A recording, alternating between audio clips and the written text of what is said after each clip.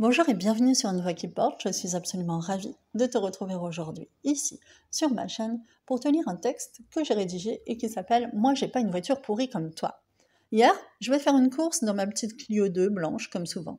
Une voiture que j'aime beaucoup, simple, vive, essence, fiable, toujours au top malgré ses presque 300 000 bornes et super facile à carrer.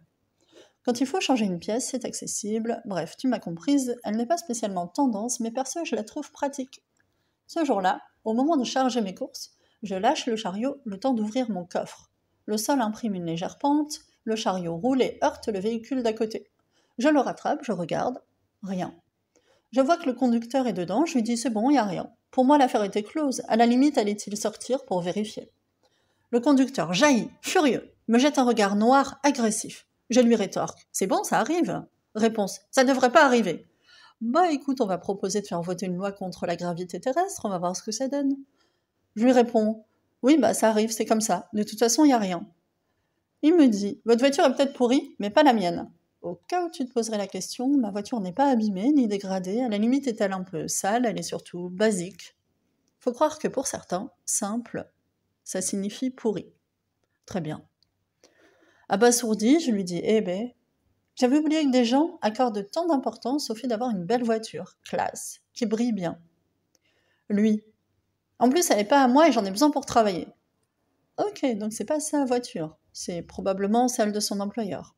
Il a peur de se faire engueuler, d'avoir des problèmes, et c'est pour ça qu'il est monté comme ça en stress. Je remarque une fillette, une femme à l'intérieur. Ça explique aussi son besoin de pérorer. Il utilise donc son véhicule pro à des fins perso.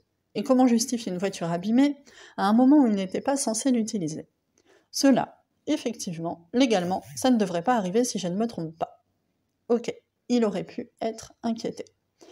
C'est un véhicule de fonction, un outil de travail, et il ne lui appartient pas.